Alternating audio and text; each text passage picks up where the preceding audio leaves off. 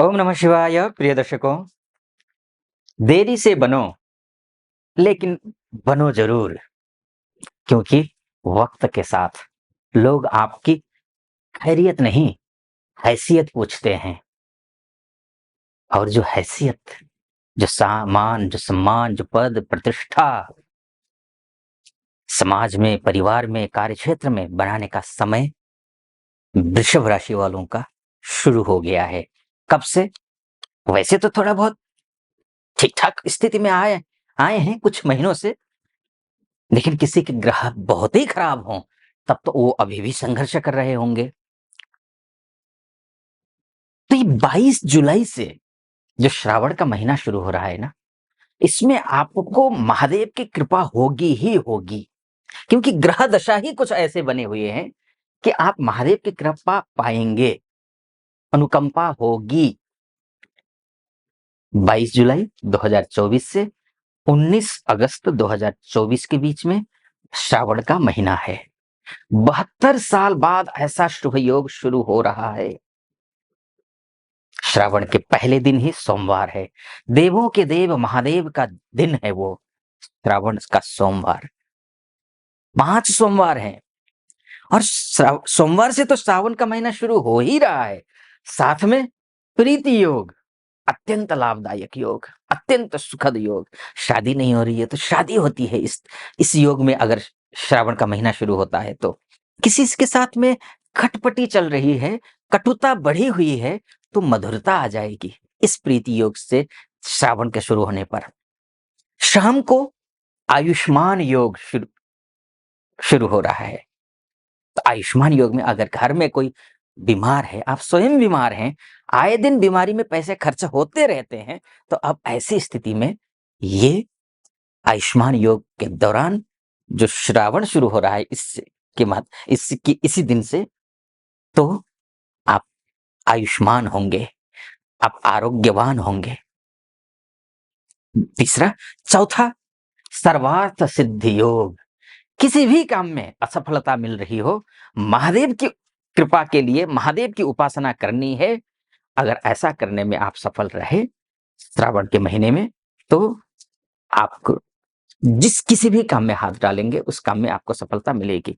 तो ये 4 योग यानी कि सोमवार से शुरू हो रहा है। पहला प्रीति योग, आयुष्मान योग, सर्वार्थ सिद्धि योग। तो अब आपकी कुंडली के हिसाब से क्या कुछ कह रहा है ये समय, ये 29 दिन, आइए जानते हैं। शिव जी की पूजा कैसी करनी है ये भी मैं आपको बताऊंगा, क्या सावधानियां बरतनी है ये भी बताऊंगा।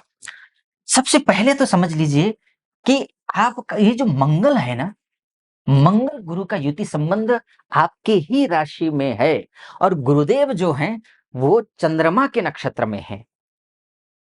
जो आपकी राशि में विराजमान गुरुदेव हैं, वो किसकी राशि में? वो चंद्रमा की राशि अर्थात रोहिणी नक्षत्र में है। और रोहिणी नक्षत्र में होने के नाते चंद्रमा उनके स्वामी हुए। चंद्रमा के जो अधिदेव हैं, देवता हैं, वो देवों के देव महादेव हैं। तो अब ऐसी स्थिति में आपको गुरु को भी, महादेव की पूजा करेंगे आप, तो मंगल भी ठीक होंगे, गुरु भी ठीक होंगे, सारे ग्रह ठीक होंगे, क्योंकि चराचर जगत ही महादेव के अधीन है। तो ऐसी स्थिति में ये मंगल का लग्न में बैठना आपका व्यवसायिक जीवन को ठीक करेगा, क्योंकि सीधा व्यवसाय को देख रहे हैं ये, व्यवसायियों के लिए ठीक है। लेकिन हाँ, दाम्पत्य जीवन में संघर्ष करना पड़ेगा, ये ध्यान रखिएगा। लेकिन ये महीना प्रीति योग से शुरू हो रहा है, तो दाम्पत्य जीवन में जो खटपटी चल रही थी ना, वो भी जो है पॉजिटिव हो जाएगा। अगर प्रयास करेंगे तो। आपको आप बिल्कुल ही प्रयास ही ना करें और सोचे कि सब कुछ ठीक हो जाए, तो वो संभव नहीं है। लेकिन प्रयास करने पर वो ठीक हो रहा है, मंगल के दृष्टि होने के बावजूद। ठीक। जो विदेश में रहती है या रहते हैं, उनके लिए विशेष लाभ है। ये श्रावण विशेष लाभ लेकर के आया है। आपको कोई किसी भी प्रकार की कोई संघर्ष हो, ग्रीन कार्ड को लेकर के हो, पीआर को लेकर के हो, नौकरी को लेकर के हो, वीजा को लेकर के हो, यहां अगर हैं आप, इनकी जो विदेश में है उनके लिए तो ये सब ठीक होगा। अगर लेकिन आप यहां हैं, विदेश जाना चाहते हैं, मानकर चलिए वीजा में कोई दिक्कत आ रही है, तो वो दिक्कत बार बार रिजेक्ट हो रहा हो वीजा, तो भी समझ लीजिए, अब फिर प्रयास करके देखिए, अगर आपकी कुंडली में विदेश जाने के योग हैं, तो आप ज़रूर जाएँगे, बाधाएँ दूर होंगी। अब चूँकि देखिए, अब इस माध्यम से आप विदेश जाएँगे ही, ये कहना ये मोटा-मोटी तौर पर होता है। ये एक मार्गदर्शन करने के लिए ग्रह स्थिति ऐसी है, ये बताने के लिए है ये ग्रह, ये जो बता रहा हूँ।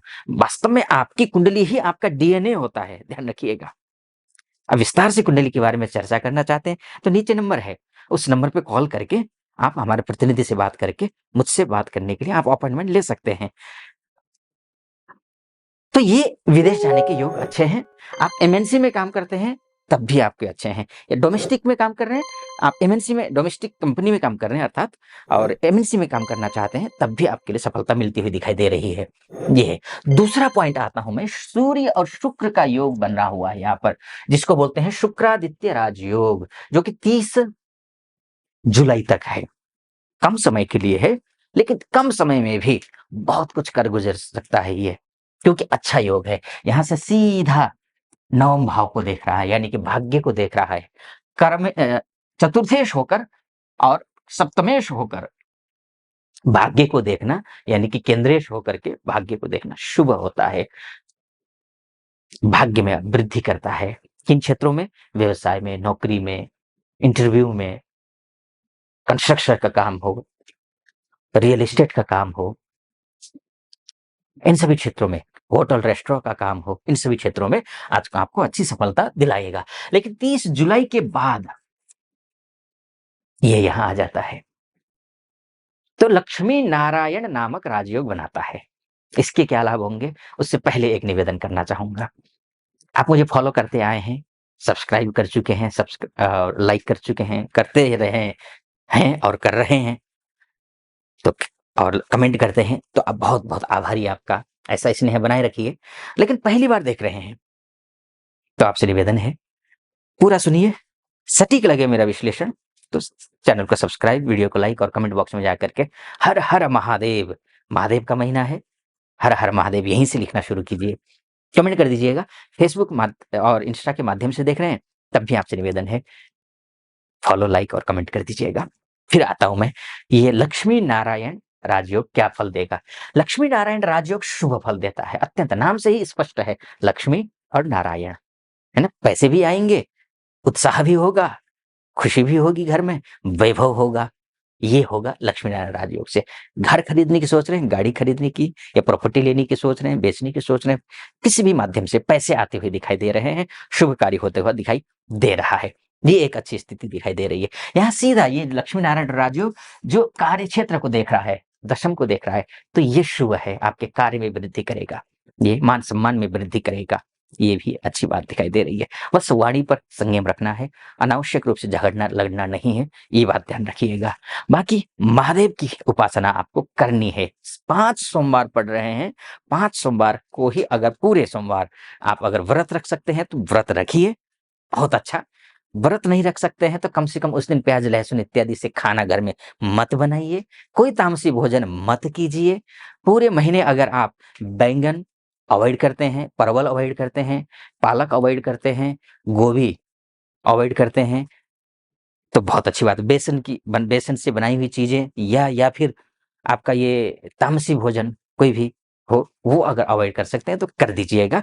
महादेव की उपासना अभिषेक करना है, दूध, घी, शक्कर, शहद से, दही से भी, इतना करना है। और स्नान करवाइएगा महादेव का, जाएंगे पंडित जी को बोलेंगे, पंडित जी भी करवा देंगे, या पंडित जी को घर में बुला लीजिए, अभिषेक कर लीजिए। इतना करने से शुभ होगा, अच्छा होगा।